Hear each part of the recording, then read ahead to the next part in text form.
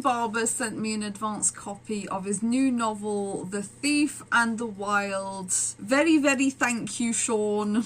So I read it, and I'm here to tell you why you need to read it too. So this book belongs to a genre the author describes as new, weird, southern, gothic, steampunk, fantasy noir. Just make of that what you will. The book tells the story of Seann Barbour, a thief in the city of New Alms who makes a living stealing stuff for rich people. And he is recounting in his own words the craziest job he ever did. Stealing the mask of the wild god from a bunch of cultists for the benefit of a clergyman. In this world, the people, and indeed the church, worship the god of civilization, set against the god of the wild, and they are taught that civilization triumphs over the barbaric and chaotic wild, order over chaos, power and control over randomness. This simply is the way. Even Seann himself, who doesn't particularly follow the teachings of the church, he doesn't like them or think that they're a good idea, but he himself is convinced that civilization is the key and that it must prevail against the wild. And he finds out the hard way that this isn't the case, because the mask that he stole is not just a mask, it happens to be the vessel that houses the actual god of the wild, until Seann himself becomes possessed by said god. This book is an ode to life. It's so beautiful. As Seann is progressively taken over by the god of the wild, he can sense life all around him. There's a scene where he goes into the church and he can feel all the little creatures, all the little worms and bugs that live in the woods, in the carpentry of this building, everything that breathes and lives around him, right down to the toenail fungus on one of the priests. Thank you for reminding us that toenail fungus is an ever-present menace to the world. One that we haven't yet really got a cure from. Yeah.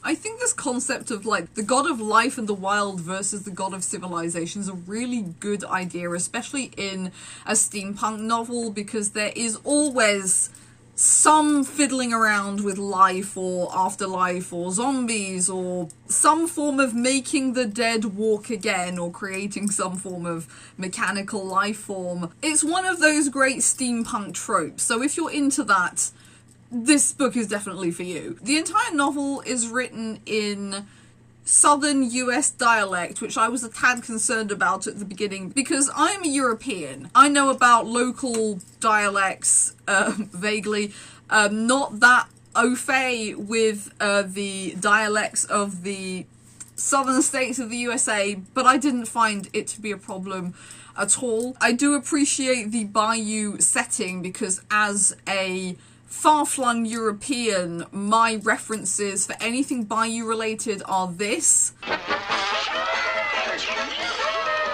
and this. Sweet suffering swamp moss. Hey, y'all are in my shot. Thank you for expanding my horizons. I feel like that was really needed. Is there more Bayou related fantasy out there? I feel like I need to know, because like the swamp witch thing is really coming in right now.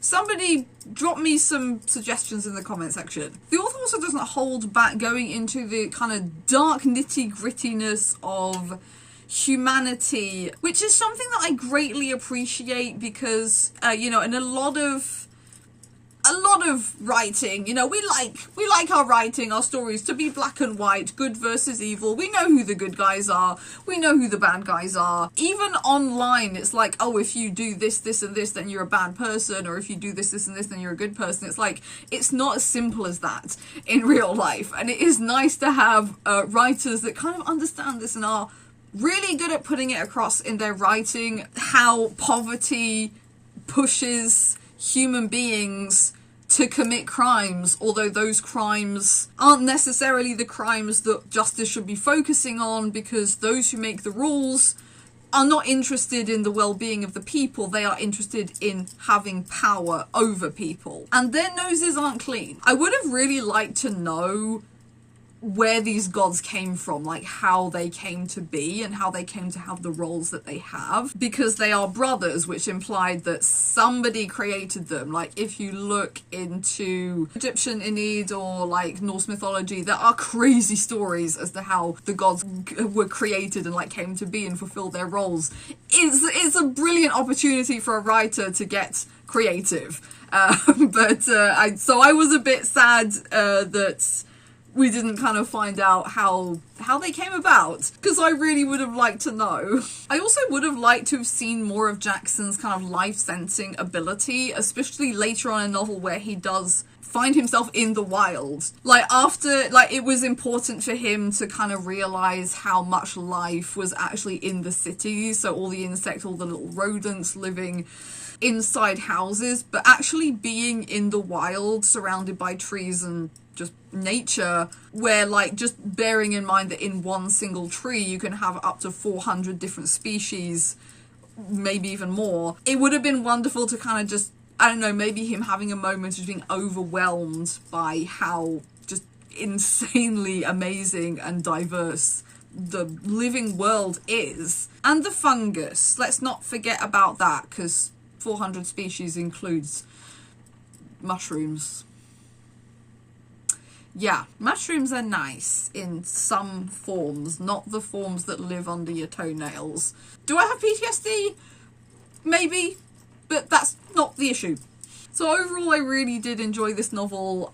This is definitely a universe that could be expanded on. It's out on the 19th of July and it's available to pre-order. All the links are in the description box below. Again, very, very thank you to Seann Barbour for sending me your book. I really, really liked it. I wish you all the luck and good things in the world with this book. Like, seriously, go out and buy it. This has been your latest book recommendation for the year 2024. And on that note, thank you all for watching this video and spending this time with me. I wish you all a very, very good morning, afternoon, evening, night, whatever it is, where you're at. Don't hesitate to like, share, leave me a comment, subscribe to my channel, and I'll see you on the next one. Bye-bye.